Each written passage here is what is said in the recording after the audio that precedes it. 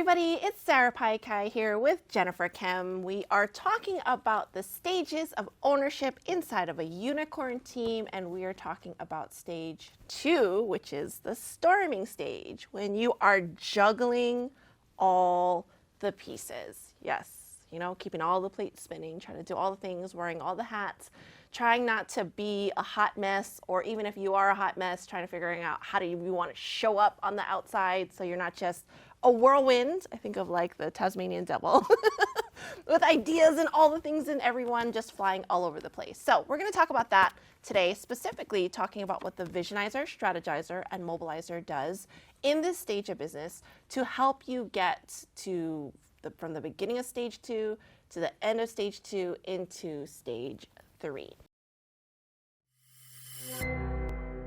So in stage 2, you found a minimum viable product, or MVP, and you're trying to take it to at least 6 figures in profit. So notice I said profit, not just what it costs to do it or to market it or to paid advertising if that's a traffic source you're using, for team members to fulfill it, to pay your accountant, to pay your taxes. We're talking about taking it to 6 figures in profit. So the range of stage 2 can be pretty vast, I would say, right? Like if you're thinking about just now you have a converting offer that you've sold at least 3 times, you know that you have value that people are willing to give you money for, and there's work that you like doing that you can authentically market and not be full of shit, quite frankly, that you can deliver on what you promise, to now you have a business that is getting 6 figures in profit.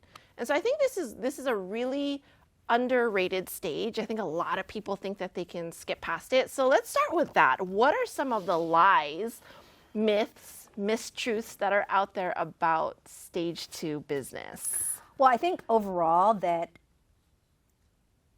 tension or stress in your business is unnecessary. Like that's one of the biggest lies. I think anyone who's teaching that is straight up lying to you, because you don't sign up for selling your own stuff because it's the easy route. Okay. You sign up for it because it's something that you want to make impact with. You certainly want to own your own economy, I like to say, so that you can decide how you're going to earn income, whether it's a side hustle or it's a full-time gig. Your ability to do that requires effort. Now, I'm also a big fan of not saying, but that effort doesn't have to be hard. Yes. That effort needs to be thoughtful, right? And what I mean by that is there are certain things that we hate. I'll give you some examples of mine, okay? And I actually still hate them, even if I'm in the performing phase. I hate talking to my accountant. I hate looking at my taxes. I hate balancing my checkbook. I just want to live my dang life, okay? And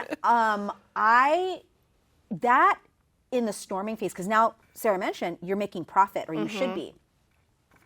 And you start to get excited because you're making some money. So you're like, ooh, I'm making some money, And one of the things I like to say, back to lies on the internet streets, is that is actually okay. That's a necessary step in the journey. It's not like if you're feeling any stress or tension that you're doing something wrong. That's my point, okay?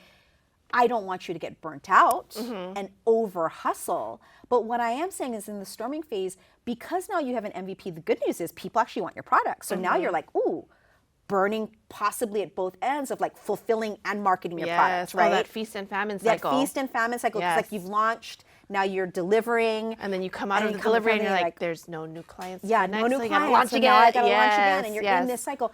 I just want you to know that that's actually normal. That's actually normal. In fact, we talked about memberships as a lie in stage 1. The lie in stage 2 a lot is that launching is not necessary. Oh.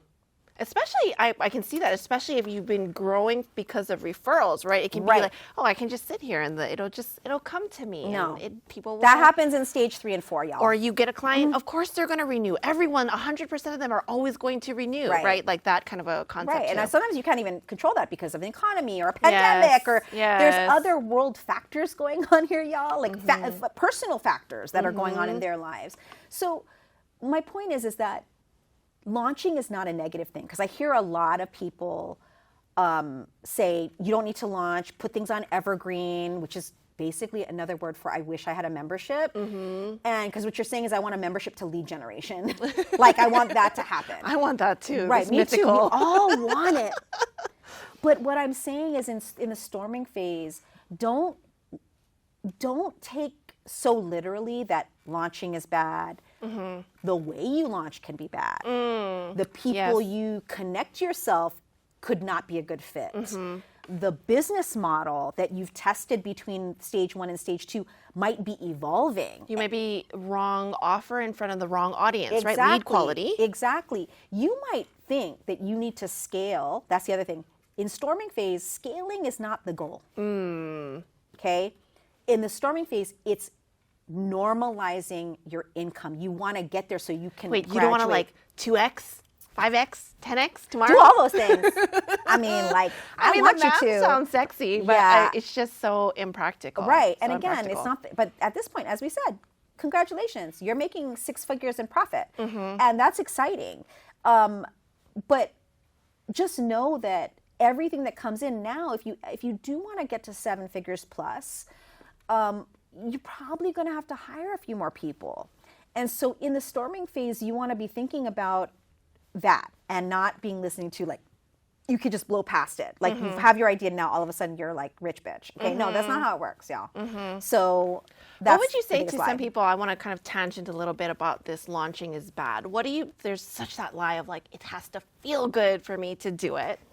I wish. You know, even as bold as saying like, if people have said launching is the only thing. It causes burnout. It causes fatigue in the nervous system. It causes all of this stress, and it's unnecessary if I just invest in this social selling technique or this funnels that converts all the time or an evergreen product that I just throw ads to that gives me money on the back end. How do you approach that brainwashing almost that has It happened is brainwashing.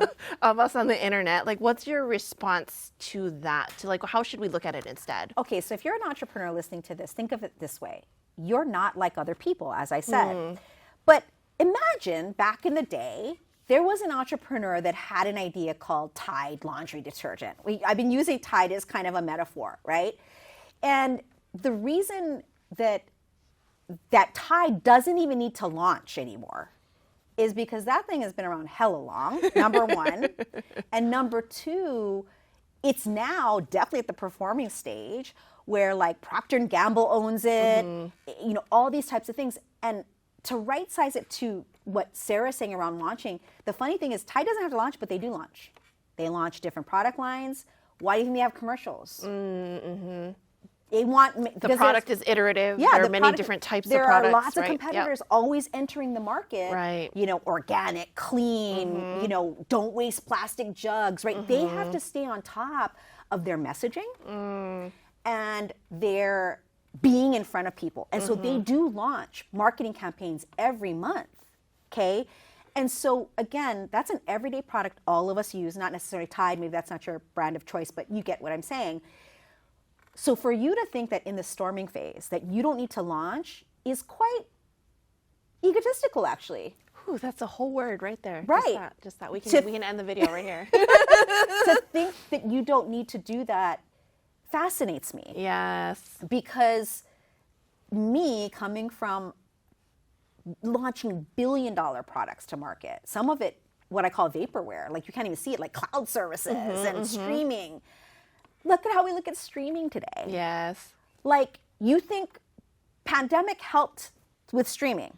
Everybody had to stay home.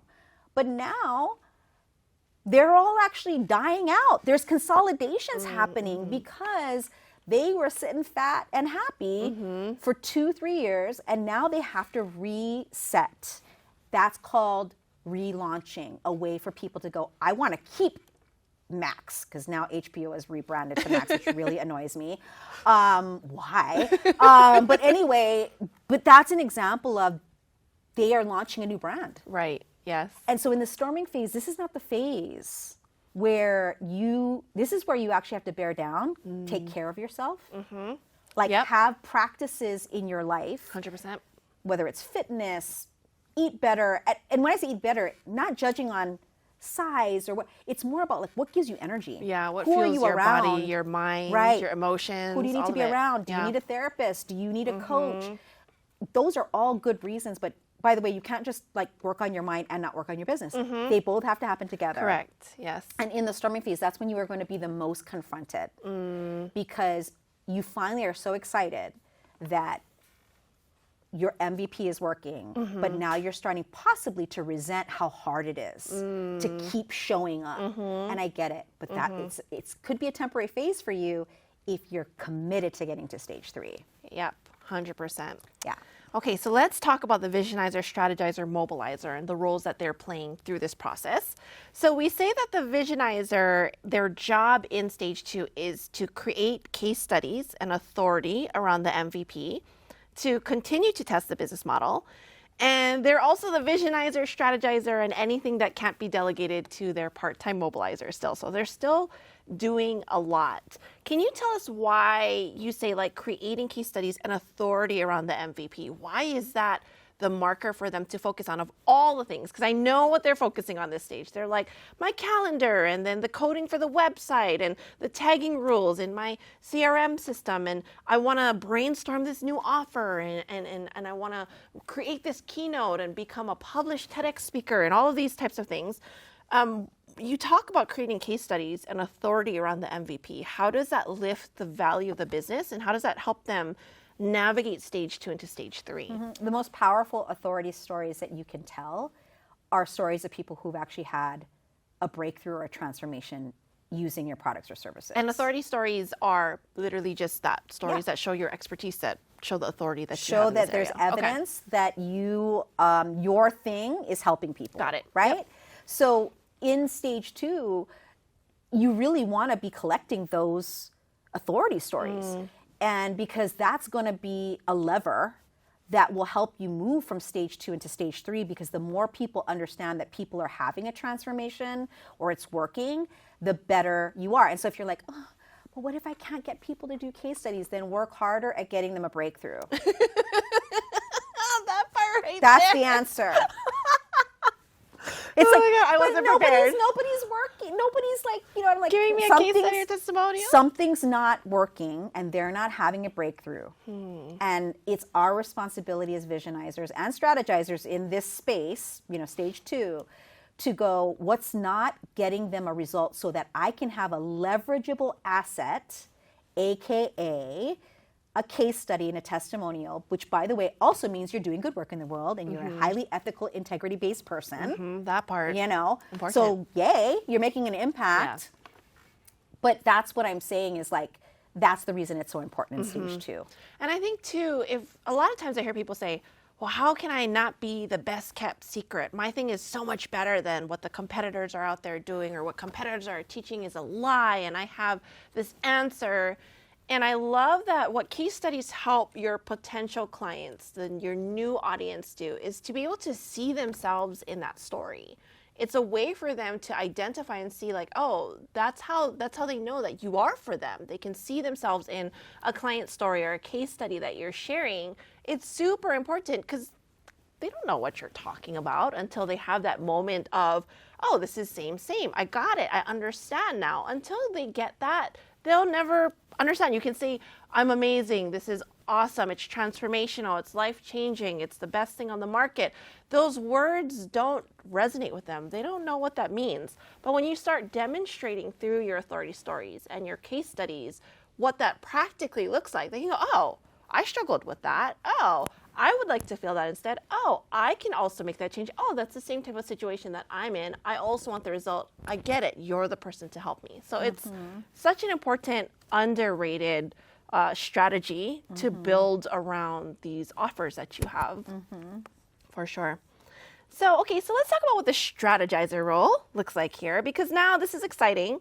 You have probably at this stage 1 or 2 fractal part-time strategizers who they tend to, I've noticed, have at least one single proven core competency that they're really good at. So this might look like they have like a killer person who's like a sales lead who takes sales calls for them, or someone who's a great copywriter, or one Paid person ads. like paid ads, or gets them a lot of press, and that's how they get most of their leads that are coming through.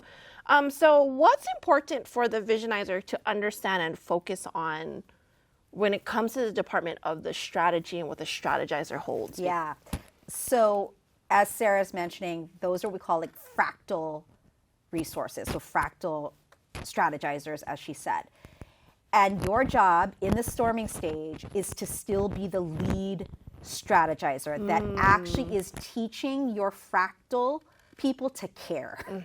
Okay? Because they have other clients. Because you can at this stage fully probably afford a full-time strategizer, right? So your job is to start leading this marketing and sales team, helping them understand what the goals are. So if it's like, hey, we need to sell 40 units of this product this quarter, right? That's the language that you're giving them. First, the goal. Secondly, like, this is the strategy to get there creatively. Now, I'd like to ask each one of you, based on your fractal expertise, how will you help me get this goal to happen? You want them to be thinking like that versus just tell me what to do. Because if you were good at everything, paid ads, you would be paid ads, press, all these things, then you probably should be in a marketing consultancy, not whatever you're selling. So, or having a marketing agency or something. Right. So it's really important that this is your opportunity to lead fractal people to care about the goal. Right. Right? Because these are all like people who are on a project by project basis Correct. with you. They're contractors, they're part-time, maybe they have a retainer with you, but they still have other clients. So they're not only dedicated to looking at your business constantly. Here's $1 million prompt for you right now. I'm going to give them some good shit right here. Let's go. Okay? When you're working with your team, your marketing team especially, because I find that most of you watching, marketing is not your ministry. It's not what you're the best at. You're best at what you do. So you're not as confident in leading that team. And here's a confidence prompt for you. In the scenario I mentioned, you got to sell 40 units this quarter of this product. When you meet with your team to talk about how are we going to go and achieve this goal together, ask them, what do you specifically need to do in order to hit this number? And then you take that from each of them and you ask yourself, okay, now how do we put this all together in a plan? Correct. Right? Yes. And that's where actually the Mobilizer comes in. But this is really important for you to ask them. It's not them asking you, what's your budget? What's, it drives me bananas when people ask that question of me, even of like, what's your budget? Tell me what it's going to take based on your skill set, budget-wise, for me to hit 40 units. And show me how, as I'm investing that money, where Show are we me how going to that's start going to see to the work. return? Right. And then you get to make some decisions at that point, because you might find out, oh my God, it's going to cost me like $40,000 to get these 40 units. So there's levers that you can be looking at there. Is it really 40 that you need? Is it a pricing issue? There's a lot of different things here. Again, best to kind of work with people who understand this like us in the Messenger Mastermind. But I just want you to understand, like, that's already going to get you ahead of asking better questions of your team so that 100%. It can pay off what you're investing in them. When we do our one-on-one consulting with CEOs, a lot of times I'll say, well, what kind of metrics do you have for your strategizers, for your marketing team, for your contractors?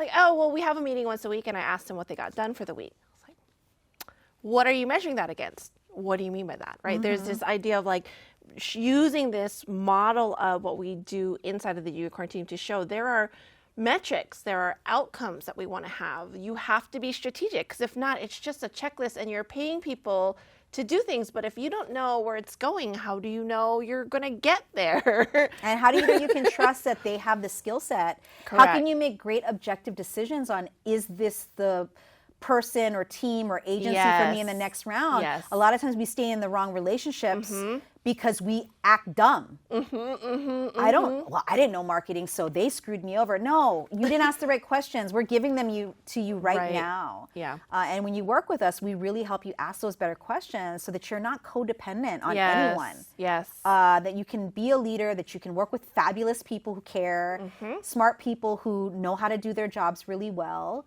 And that's the goal in storming, because you can't get to norming without that. You'll always be in that hustle. Yep. If you don't commit to what we've just talked about. 100%. Yeah. So then the mobilizer role. So generally at this point in, from you've started at stage 1 into stage 2, you're moving all the way up to late stage 2. Your mobilizer is taking over, it's one person taking over all of the management and operational work that happens in the different departments. And they are also really acquainted with the numbers of what it costs to run each of your products that you have in your product suite and what the profit margin is for that, the profit and loss, and understanding all of that math. I can't stress enough how important that part is. And if you're not good at math, that's why you need a mobilizer. Yes, yes. It's okay not to be good at math. It's, there's money math, which I'm really good at, meaning like how to go make it. And then there's like profitability math, and there's expense math, and human resources and how much you spend on team stuff. And ad spend. Oh, Lord, all of that. Yeah. So the mobilizer, I think, I want to say something about the mobilizer in the storming stage, is that if you're lucky, whoever possibly your part-time person is at that time, because it could be a couple of people, and then they are learning aspects of the business in the way you think. And it's actually, I think I would go as far as like fight to get a mobilizer who cares at that stage. Because number one, I think their job is to start to really understand how your brain thinks and then apply their specialty, which is metrics, organization, systems, structures, right?